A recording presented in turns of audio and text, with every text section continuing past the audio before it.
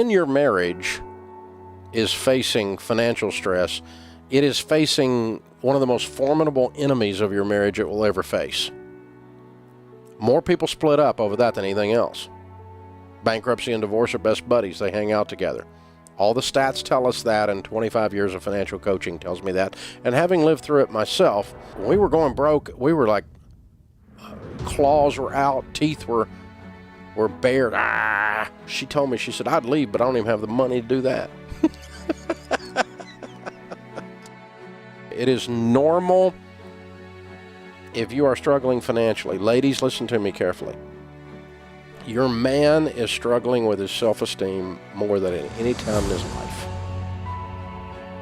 I don't care what his age is. I don't care what his education level is. I don't care what his income used to be, or even what it is today. If you guys are in a financial pinch, it makes him feel bad about himself, period. If he's self-employed, even more so. Because then it's completely up to him on his job, and the job's not doing it. The business isn't doing it. I mean, it smacks you in the face.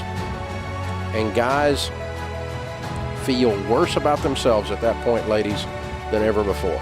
So the last thing he needs in the middle of something like that, ladies, is a barking chihuahua around his ankles. Guys, listen to me. If you're married and you're struggling financially, your lady is afraid in a place you don't even have. She has a security gland that you don't have, and her security gland is spasming. She's afraid.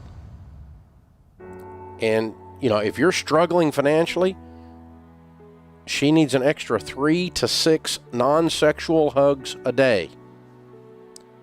Some of you men need to look up non-sexual. Hug for the purpose of reassurance that's leading nowhere. This is how you get through this stuff, guys. This is what you really do. And you hold hands and you grit your teeth and you resist the temptation, ladies, to tear him down. And men, you resist the temptation to throw fire on her fear. Because when you start singing the hee-haw song, you put her in intensive care. When you start that crap, men, your lady she melts down in a place you don't even have. She's scared. And it's not because she's weaker. She's actually probably stronger. She's probably more resilient than you are, men, in this case, but she is afraid in a place you don't have. Because women are the main thing they draw from money is security. Men, the main thing they draw from money is esteem. We ought to draw it from the Lord. We know that, but we're human, and it's our broken parts that do that. It's real. Make sure, men, that you know this about your wives. Ladies, that you know this about your husbands, and you can get through hard financial times and it not cost you your marriage. As a matter of fact, if you'll understand these things and just talk about them out loud, and you play all your cards face up a little bit, I feel like crap right now. I'm really scared right now. It's okay to talk about it. And then you sit down and go, okay, let's do something about it. Well, let's get rid of this stupid car. And don't go looking at him and go, you're such an idiot when you bought these cars. He already feels like an idiot. He doesn't need you to tell him that. And if we don't sell these cars, it's all going to go down the toilet. She doesn't need you to say that. She already knows that. She's already afraid. Don't throw fire on the gas. A gas on the fire, okay? Take the action steps without turning them into blame. You don't have to throw anybody under the bus to sell the bus. Sell it. Sell so much stuff the kids are hiding. They think they're next. Get 6 extra jobs. Sit down and get on a dadgum budget. Listen, I don't care who can't get a date. Turn off your television. Average millionaire can't tell you who got thrown off the island. Turn off your stupid television. Concentrate on something that matters, which is your life. Getting your life back. Sit down and start making lists of things we need to sell. Let's make Craigslist happy. Light up eBay, baby. Let's get some things going here. Let's take some action steps. Here's the weirdest thing. I'm so worried. I've heard that 25,000 times in 20 years doing financial coaching. I'm so worried. I've been there where I said that. I'm so worried. I've been there. I remember saying that. You know, the weirdest thing about worry? If you work all the time, you ain't got time to worry. If you have a game plan where you're aiming at something, the worry just starts to dissipate. Because most of your worry is about something that isn't even going to happen anyway.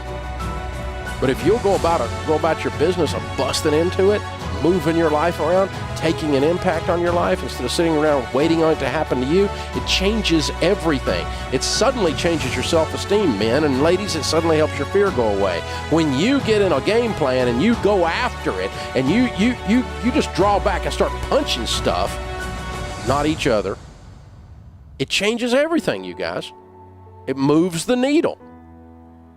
It's the funniest thing. Your self-esteem will get better when you start doing something about your situation. Your fear will go down when you start doing something about your situation. When you go to work and you lay out a plan, but if you try to hide watching Die Hard 16, Rocky 46, you can try to hide in HBO, but sooner or later they're going to cut it off if you don't pay the bill. So you got to get in the zone here. Action and activity focus with a game plan that the two of you are unified on. Suddenly the fear starts to back off. Suddenly your self-esteem starts to improve. And you can be so deep in a hole that you can't even see daylight, and your self-esteem will be just fine because you got a plan and you're working the plan. You can be so deep in a hole you can't see daylight, and instead of being terrified by that, you will be optimistic because you have a plan and you're working the plan with great focused intensity and energy. And you're doing it together, unified. I've watched couples that I didn't think were going to make it completely turn their marriage around just because of those things right there.